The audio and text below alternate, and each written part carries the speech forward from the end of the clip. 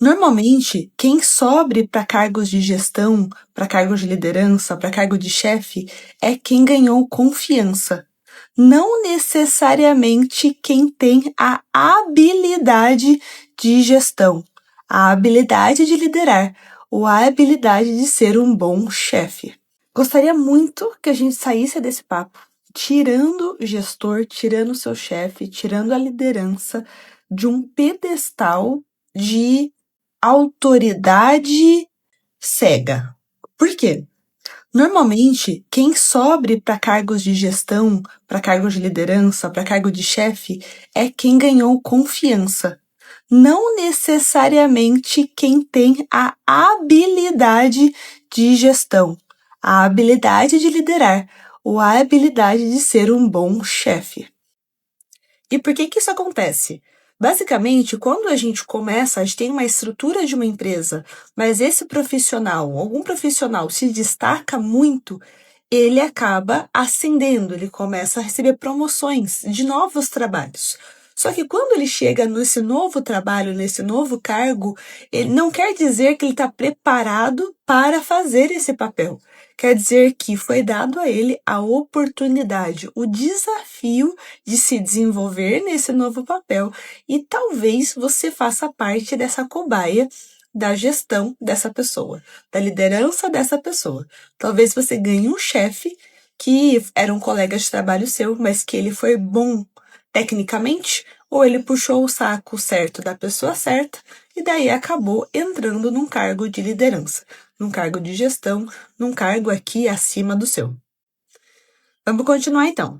Se essa pessoa, e eu não tô falando que todo mundo é assim, mas se essa pessoa que entra num cargo de gestão, que não é um bom gestor, até porque, né, a gente precisa se desenvolver, é um músculo, sendo que a gente tem que desenvolver esse músculo para daí sim a gente conseguir ser bom em algo. Essa pessoa, quando entra nesse cargo, ela tem uma perspectiva, uma ideação, ela tem uma ideia do que deve ou não ser feito. E aqui cabe ao subordinado entender as dinâmicas, entender a política da empresa, entender a cultura, o que pode, o que não pode. E eu não estou falando os valores, a ética, essa teoria. Estou falando no dia a dia, na prática. O que acontece que você percebe? Recapitulando, a gente tem então um gestor que não necessariamente tem as habilidades, todas elas exercidas, não necessariamente é um bom chefe, um bom líder, um bom gestor. Não sabemos como ele foi promovido, ou talvez você saiba, e a gente fica à mercê, ficamos subordinados a esse gestor, a esse líder, a esse chefe. E tudo isso é importante que você entenda as dinâmicas, o que está acontecendo por trás do que é falado, mas as ações, como é que funcionam o dia a dia. E a partir disso, sim, é que a gente consegue entender mais, de maneira mais clara, quem sou eu, o que eu faço, qual é o valor do que eu faço e quem é essa pessoa, qual é o valor dessa pessoa e como que essa pessoa percebe o meu trabalho. São duas coisas separadas. Quanto mais identidade você tem, mais independente da visão do outro nós somos. E é por isso que a gente tem que separar mesmo o que sou eu do que é o outro, do que é esse gestor, esse líder, enfim.